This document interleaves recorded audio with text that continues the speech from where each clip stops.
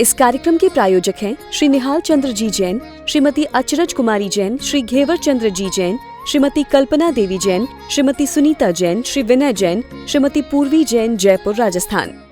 कैसा निमित्त ज्ञान है। धरती पर यहाँ रत्न निकलेंगे, इस धरती में इतने नीचे जाकर के स्वर्ण होगा, यहाँ नहीं मिलेगा, इतना खोदने पर पानी मिलेगा ही नहीं अंदर।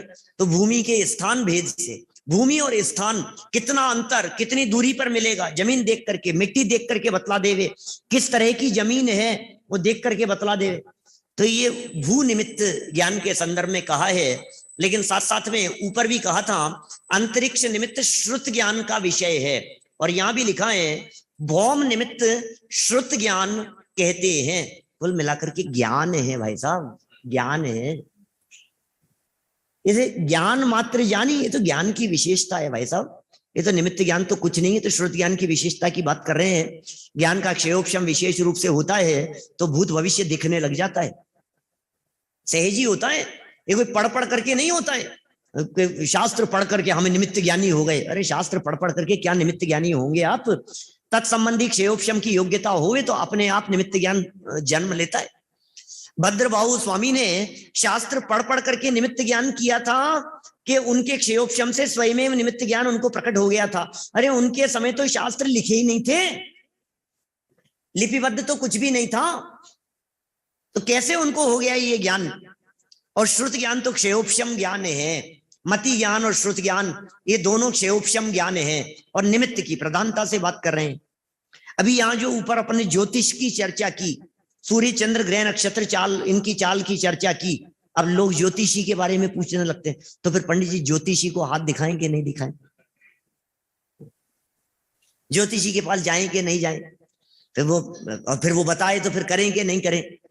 कि देखो भाई, ज्योतिष ज्ञान सच्चा ज्ञान है, ज्योतिष ज्ञान को यहाँ निमित्त ज्ञान कहकर के पुकारा जा रहा है, इसलिए बिल्कुल सच्चा ज्ञान है ज्योतिष ज्ञान।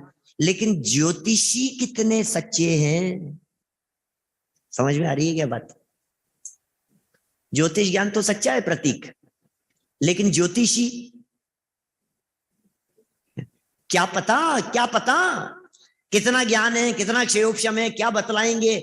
और एक बात गजब की कह दूं मैं कि कोई ज्योतिषी आपको ज्योतिष ज्ञान के आधार पर कुछ भविष्य की बात बतलाए और साथ में ये कहे कि इतना दान, इतनी दक्षिणा, इतना ये ऐसा रत्न, इसको पहनने से ऐसा हो जाएगा, इसको करने से ठीक हो जाएगा, ये आता हो उपद्रव मिट जाएगा, तो समझ लेना 100% झूठी बात है। समझाऊं आपको थोड़ा सा, देखो समझ में आएगी बात। बात ऐसी है कि किसी ज्योतिषी ने ये बतलाया कि 2 साल में आपके ऊपर एक महासंकट आने वाला है, खतरनाक संकट आने वाला है, ऐसा बड़ा भयानक संकट आएगा आपके परिवार के ऊपर, आप विचलित हो जाओगे बहुत ज्यादा। अब आप घबराने लगे, तो उसने कहा एक काम करो, कुछ नहीं, ज्यादा नहीं, एक अनुष्ठान कराऊंगा थोड़ा सा, 11,000 रुपए लगेंगे, सब शांत हो जाएगा। क्यों साहब, हो जाएगा ना। अब इसका अब तुरंत उससे पूछना कि महाराज यदि मैं ये 11,000 रुपए देकर के अनुष्ठान कराऊंगा तो फिर टल जाएगा ना। कि बोले हाँ, फिर कोई दिक्कत नहीं आएगी। क्या कह रहा है वो, फिर कोई दिक्कत नहीं आएगी। तो मुझे एक बात, अच्छा और नहीं कराऊंगा तो क्या, बोले खतरा हो सकता है। तो आप भविष्य को जान रहे हो ना, तो आप पहले ये बतलाओ होगा कि नहीं होगा, ये बताओ मुझे क्या। और यदि आप ये कह रहे हो कि वो संकट आएगा तो फिर टल कैसे जाएगा क्या, और यदि टल जाएगा तो फिर आप जो ये कह रहे हो कि संकट आने वाला है, ये बात झूठी हो गई। भैया ज्योतिष के माध्यम से भविष्य को जाना तो जा सकता है, लेकिन बदला नहीं जा सकता है। ये जनागम का मार्ग निश्चिंत होने का मार्ग है, माथे का वजन उतार देने वाला मार्ग है भाई साहब। सारा वजन उतर जाए हमारे सर से, वजन ही नहीं रहे, किस बात का वजन है, जो होगा। अरे एक एक पर्याय सर्वज्ञ भगवान के ज्ञान में निश्चित झलक रही है। ये ज्योतिषी क्या करेंगे, ये कुछ नहीं करने वाले हैं, सिर्फ धोखा है, सिर्फ भ्रम है, इसके अलावा कुछ नहीं है। इसलिए सावधान रहना, संभल करके रहना। जान सकते हैं, हमें कोई ऐतराज नहीं है, ज्योतिषी सच्चे हो सकते हैं, ज्योतिष ज्ञान सच्चा हो सकता है, लेकिन आपके बारे में जान रहे हैं कितना उनका ज्योतिष ज्ञान है, कितना उनका क्षयोपशम है, कितनी उनकी पढ़ाई है, कितनी उनकी शिक्षा है, कितना बतला पाएंगे, क्या समझते हैं, कितने भविष्य को जानते हैं। मान लो 2 साल आगे तक की जानते हो आप, 10 साल आगे तक की बात बतला रहे, कुछ नहीं है, दम नहीं है, और जान करके भी कर क्या लोगे जी, ये बताओ। अपने को विकल्प रहते हैं, नहीं बता दो बता दो बता दो, क्या बता दो फिर क्या होगा। अच्छा एक बात बतलाओ, वो कहते हैं दादा क्रमबद्ध पर्याय में लिखी है इस तरह की चर्चाएं, भविष्य के संदर्भ में क्या सर्वज्ञ भगवान का ज्ञान इस तरह का ज्ञान है कि पढ़ेगा तो पास होगा और नहीं पढ़ेगा तो पास नहीं होगा, ऐसा है क्या? मेरे पास में आकर के प्रतीक ने पूछा, सर फर्स्ट पोजीशन आएगी कि नहीं आएगी, मेरिट में आऊंगा कि नहीं आऊंगा? बता सकता हूं, मैं बिल्कुल बता सकता हूं विवेक जी। गजब हो गया, तो हम आ जाएंगे आपके पास में, कब आना है बताओ। आप आए हमारे पास में और हमने साफ साफ बतला दिया उनको कि देख भैया, यदि तू बहुत मेहनत करेगा तो नंबर आ जाएगा, और नहीं करेगा तो नहीं आएगा। बोले इसमें क्या बात है, ये कोई बात हुई क्या, ये तो हम ही जानते थे अरे तो भाई ऐसा ही है, माने ऐसा नहीं होता है। यदि भविष्य निश्चित होता है तो उसके साथ में उसकी पूर्ववर्ती समस्त पर्यायें भी निश्चित होती है, उसका निमित्त भी निश्चित होता है, उसका योग काल समय हर चीज निश्चित होती है। अकेला ऐसा थोड़ी ना पास और फेल, रिजल्ट तो नक्की है और रिजल्ट का प्रोसेस नक्की नहीं होगा, ऐसा थोड़ी ना होगा। यदि पास होना, गोल्ड मेडल लाना यदि निश्चित है तो उसके लिए कितनी मेहनत की जाएगी, कितनी तैयारी होगी, कितनी पढ़ाई करेगा, आखिर वे सब बातें भी तो निश्चित है। बहुत निश्चिंत होने के लिए ये बातें यहां बतलाई जा रही है। ओम शब्द भूमि के अर्थ में प्रयोग किया गया और रत्नादिक की चर्चा कह दी। पृथ्वी के अंदर रखे हुए रत्नादिक का ज्ञान इसके माध्यम से हो जाता है। ये भौम निमित्त ज्ञान, ये भी श्रुत ज्ञान का ही भेद है। 8वां ही निमित्त ज्ञान सब श्रुत ज्ञान ही है। अंग निमित्त ज्ञान अगला 185 नंबर श्लोक उत्तर पुराण पर्व 62 से अंग निमित्त ज्ञान की चर्चा करते हैं। ये भी बड़ा गजब का है। देखो, अंग प्रत्यंग संस्पर्श दर्शनादिभिरंगिनाम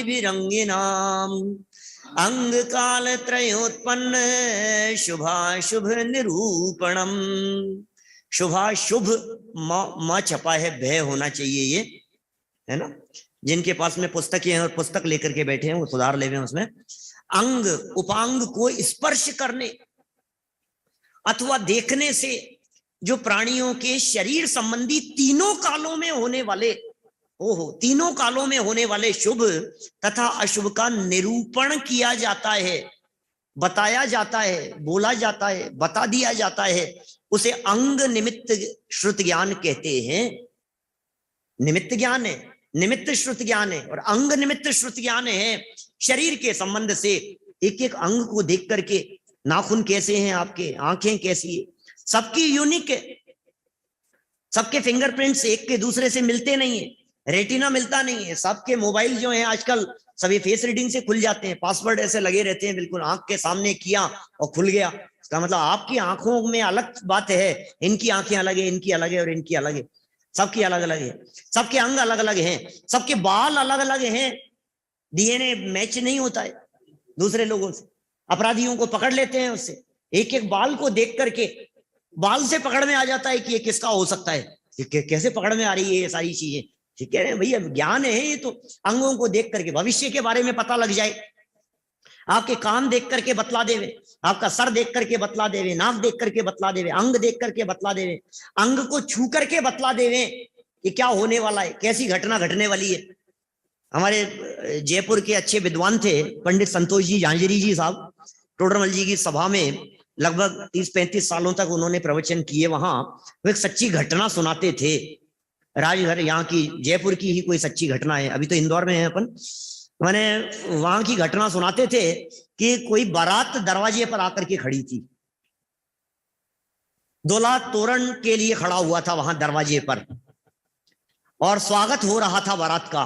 और एक सज्जन वहां खड़े हुए क्या बोलते हैं, ये किससे शादी कर रहे हो, क्या मुर्दे से शादी कर रहे हो, क्या बोल रहा है, क्या बोल रहा है भाई, मुर्दे से शादी करो, क्या क्या बोल क्या रहे हो तुम, शुभ शुभ बोलो, ऐसी बातें नहीं करते हैं। और उसको तो हटा दिया, उसको चुप करा दिया, निकल गया वो। और बाद में जब वो फेरे होने के पहले पहले उसकी डेथ हो गई उस व्यक्ति, तो पकड़ा उसको, तुमने कैसे कह दिया, जिससे कही थी ना, यार तुमने कैसे कह दी ये बात। बोले इसके सर पर जो तिलक लगा हुआ था ना वो सूखा नहीं, एक आध घंटे पहले जो तिलक लगा था सर पर वो अभी तक भी सूखा नहीं। इसका मतलब इसकी बॉडी का जो तेज है, अंदर की जो गर्मी है वो खत्म हो गई और ये जाने वाला है। आप सोचो कैसे पकड़ लेते हैं, माने अपने को तो पता ही नहीं है। और इस तरह की सारी चर्चाएं अन्ना जी ने अपने, अनिल है ना कन्या गाना, अन्ना जी ने उसको भगवती आराधना पढ़ने के लिए कहा। मृत्यु वाला जो प्रकरण है पीछे, बोले उसको गहराई से पढ़ना और देखना कहीं मेरे में कोई वो लक्षण तो नहीं दिखते हैं मृत्यु जैसे लक्षण। तो बहुत सारे लक्षण दिए हैं इस तरह के, मुनिराज पहचान लेते हैं, पकड़ लेते हैं इस तरह का। अब आंखों का कलर ऐसा हो गया है, अब शरीर का ऐसा हो गया है, अब भूख इस तरह की हो गई है। सल्लेखना, समाधि मरण आदि के प्रकरणों में इस तरह की बहुत सारी बातें भविष्य के संदर्भ में कही गई है। अंगों को देख देख करके पता, ये पामेष्टि क्या चीज है बताइए, हस्तरेखा विशेषज्ञ क्या है, उंगलियों को देख देख करके पहचान ले, उंगलियां देख ली, हाथ देख ली, हाथ की रेखाओं को देख लिया और देख करके बतला दिया। अब समस्या ये है, हमने तो यहां निमित्त ज्ञान की चर्चा की, शास्त्रों में तो निमित्त ज्ञान की चर्चा की। अब ये मूर्ख ये काम करता है कि चाहे जिसके सामने हाथ फैला करके बैठ जाता, ऐसा समझता है जैसे ये मेरा भविष्य बनाने वाले हैं। है तो ज्ञान की चर्चा, और समझता क्या है, ये बनाने वाले हैं। और ये तो बहुत ज्ञान है, इनसे पता लग जाएगा। क्या होगा पता लगा करके ये बतलाइए। एक समय के लिए भी घटाया बढ़ाया नहीं जा सकता है। यदि अच्छा होना होगा तो पहले से जान करके क्या कर लोगे, और यदि बुरा होना होगा तो उसे टाल सकते नहीं हो, पहले से जान करके क्या कर लोगे। ये ऐसा सोचता है कि नहीं मैं टाल दूंगा तो अच्छा हो जाएगा। तो कितनी बड़ी गलतफहमी में है ये व्यक्ति जो ऐसा सोच रहा है कि मैं टाल दूंगा। भाई अनिल जी सुन रहे हैं सामने, तो देखो ऐसी स्थिति है, बहुत बातें हैं मेरे पास, इतने उदाहरण हैं इसके संदर्भ में। जयपुर की ही एक और घटना वे सुनाते थे, राजघराने की घटना, कोई आजादी के पहले की घटना होगी। और राजा के यहाँ जन्मपत्री वगैरह देखते थे, बहुत बड़े ज्योतिषी थे, बहुत नाम था उनका जयपुर में। उनके 3 बेटियां थी और तीनों बेटियों की शादी बहुत अच्छे परिवार, अच्छे घरों में कर देने के बाद 20, 22, 24 साल की उम्र में तीनों बच्चियां विधवा हो गई। तीनों ही बच्चियां विधवा हो गई, 3 बेटियां तीनों ही विधवा हो गई। लोगों ने कितनी चर्चाएं की होगी, दुनिया का भविष्य देखते हो, बच्चियों का भविष्य नहीं देखा था क्या, अपनी बच्चियों का भविष्य बिगाड़ दिया, ऐसे लड़कों से क्यों शादी की, विधवा हो गई, मर गए वो, ये तो बात ठीक नहीं है। तो उन्होंने क्या जवाब दिया, वो जवाब जो है ये अपने क्रमबद्ध को सूचित करता है। उन्होंने जवाब दिया कि भाई मैं बच्चियों के भविष्य को जान तो सकता था लेकिन बदल नहीं सकता था। उनके भाग्य में यही था, मैं क्या कर सकता हूं, मुझे पता था ऐसा होने वाला, मुझे दिख रहा था। बहुत बड़े ज्योतिषी थे, उन्हें दिख रहा था कि ये घटना घटने वाली है, लेकिन मैं क्या करूं, कौन टाले उसे। होनहार को कौन टाल सकता है, होनहार बलवान है, उसे टाला नहीं जा सकता है।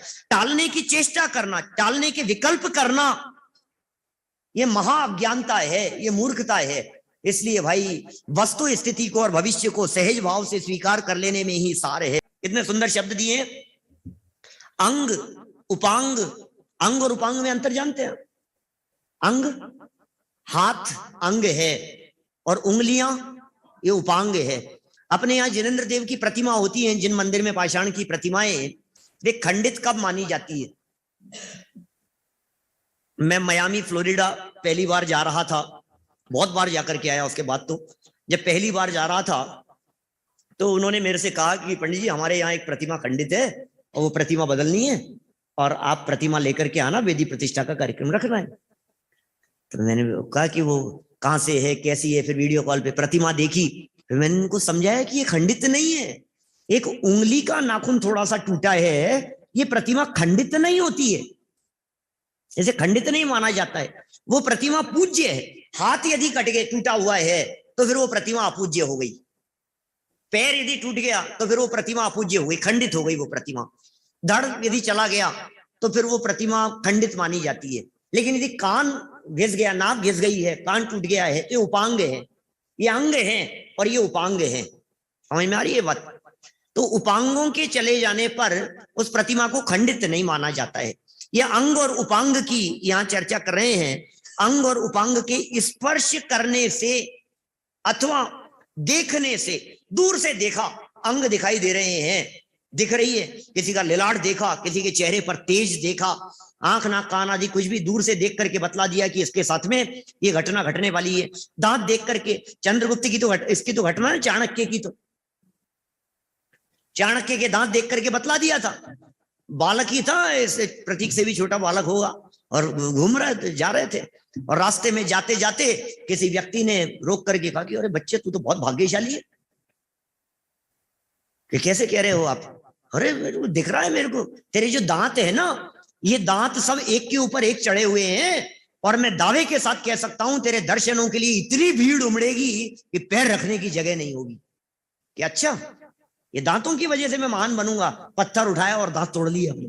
क्या कौटिल्य की सच्ची घटनाएं, कौटिल्य का अर्थशास्त्र प्रसिद्ध है। चाणक्य को कौटिल्य के नाम से जाना जाता है इतिहास में। चंद्रगुप्त को राज्य दिलाया था, ये वही चंद्रगुप्त मौर्य हैं जो दीक्षित हुए भद्रबाहु स्वामी से, जो निमित्त ज्ञानी थे। अभी सब स्वप्नों की चर्चा वगैरह सब आने वाली है इसके अंदर। इनके चंद्रगुप्त के 16 स्वप्न और भद्रबाहु स्वामी के माध्यम से बतलाई गई चर्चा संभवतः कल या परसों आपको सब सपनों का फल दिखाएंगे।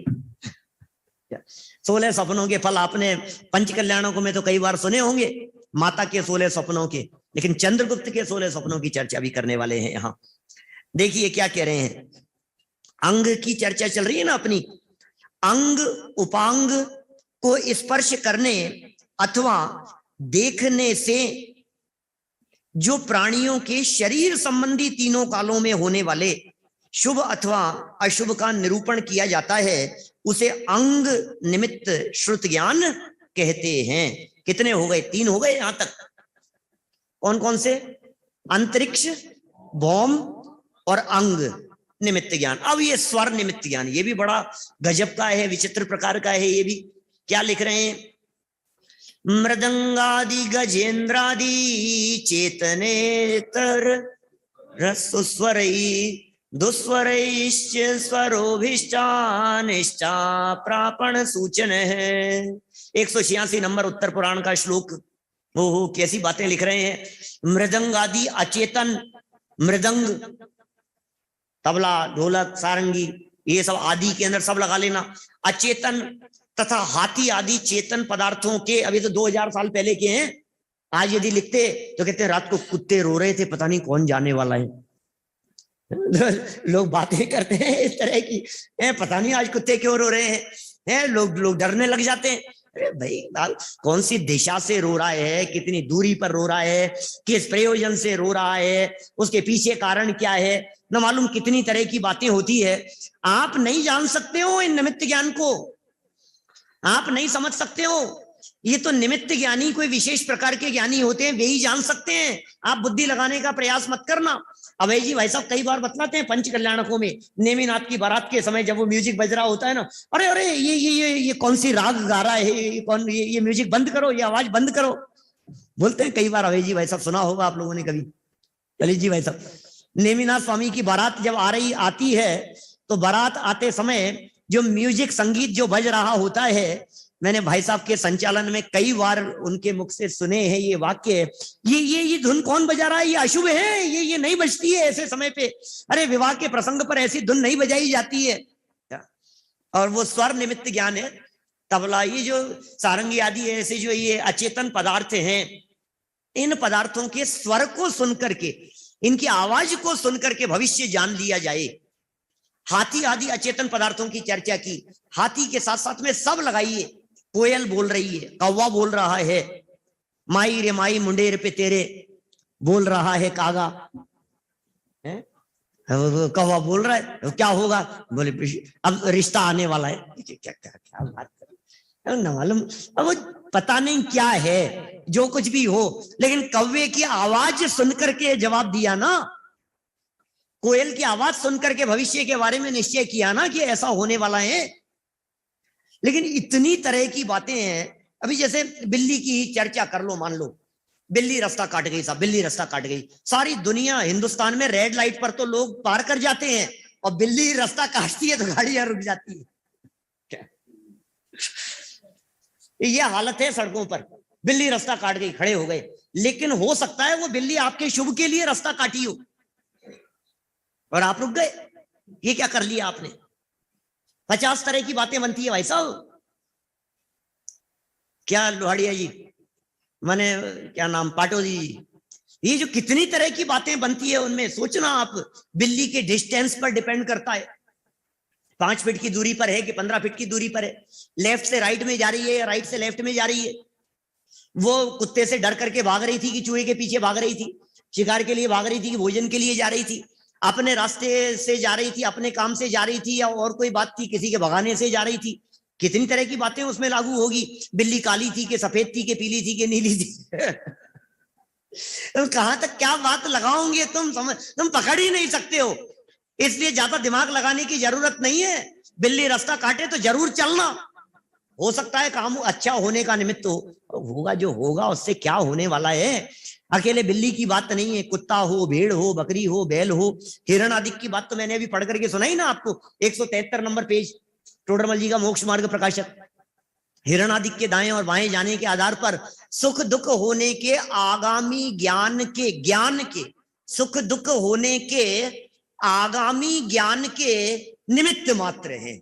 खत्म, बस सिर्फ निमित्त मात्र हैं। अब ये तो स्वर की चर्चा कर रहे हैं। इसी स्वर को यदि मैं और थोड़ा सा अलग तरह से आप लोगों की भाषा में कहूं, क्या क्या हुआ? और नहीं भैया बैठ जाओ अभी थोड़ी देर, अभी जाना मत, छींक दिया अभी तो। ये क्या है? ये स्वर है और क्या है? छींक क्या चीज है बतलाओ मेरे को। स्वर है, काम होगा कि नहीं होगा? नहीं होगा।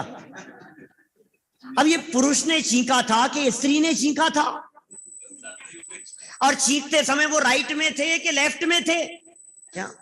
और वो कम उम्र के थे कि ज्यादा उम्र के थे?